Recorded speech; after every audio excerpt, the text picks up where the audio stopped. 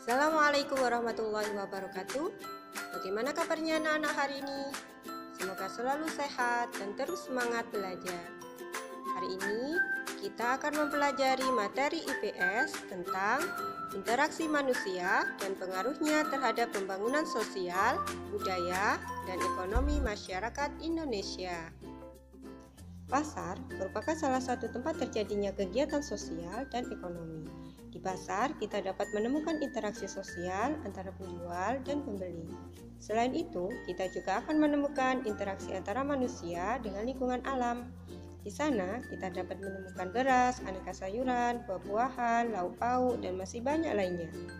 Tahukah kamu bagaimana proses barang-barang tersebut sampai ke tangan pembeli? Untuk sampai ke tangan pembeli, barang-barang itu melalui proses yang panjang.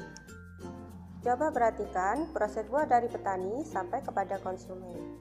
Buah berasal dari tanaman buah yang ditanam petani di kebun. Hasil panen buah dipetik petani, kemudian dijual kepada tengkulak. Tengkulak mendistribusikan ke pasar. Setelah itu, buah kita beli dan baru bisa kita makan. Proses buah dari petani sampai kepada konsumen inilah yang dinamakan kegiatan ekonomi. Selain pasar, masih ada banyak tempat untuk melakukan kegiatan sosial dan ekonomi. Di sekolah, terjadi kegiatan sosial dan ekonomi antara guru dengan siswa.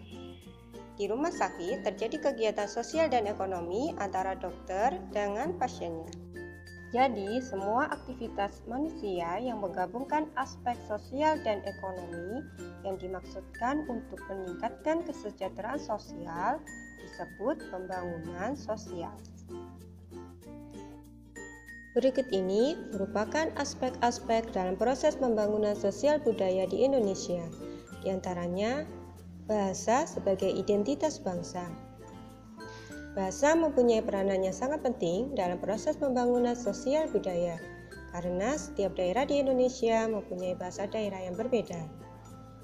Untuk menghindari pertikaian dan kesalahpahaman, diperlukan bahasa nasional untuk bisa berkomunikasi antar daerah.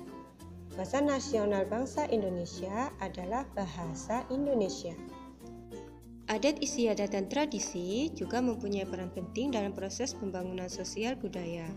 Beberapa fungsi diantaranya sebagai batasan perilaku setiap individu dalam masyarakat yang bersangkutan, memelihara stabilitas nasional, dan sebagai pendorong terjadinya suatu interaksi yang positif dan harmonis. Komunikasi sosial berfungsi untuk menjaga keharmonisan kehidupan masyarakat karena setiap individu pasti membutuhkan apa yang disebut komunikasi sosial dengan sekitarnya. Kondisi tersebut disebabkan karena manusia merupakan makhluk sosial. Selain itu, komunikasi sosial juga membantu dalam proses sosialisasi dan pengembangan kesejahteraan masyarakat. Ada pula nilai dan norma yang berlaku dalam suatu masyarakat yang harus dipatuhi dalam menjalin kehidupan bermasyarakat. Indonesia merupakan salah satu negara yang kaya akan keragaman sosial dan budayanya. Keragaman sosial menjadi modal utama dalam pembangunan nasional Indonesia. Pembangunan nasional membuat bangsa Indonesia sebagai bangsa yang makmur dan sejahtera. Hal ini menyebabkan banyak wisatawan yang berkunjung ke Indonesia untuk menikmati dan mempelajari keragaman sosial budayanya. Berikut ini beberapa manfaat keragaman sosial budaya di Indonesia. Yang pertama, menumbuhkan sikap nasionalisme. Yang kedua, sebagai identitas bangsa di mata internasional. Yang ketiga, sebagai alat pemersatu bangsa. Yang keempat, sebagai agen pariwisata. Yang kelima, menambah pendapatan nasional. Yang keenam, memupuk sikap toleransi. Dan yang ketujuh, sebagai sumber pengetahuan bagi dunia.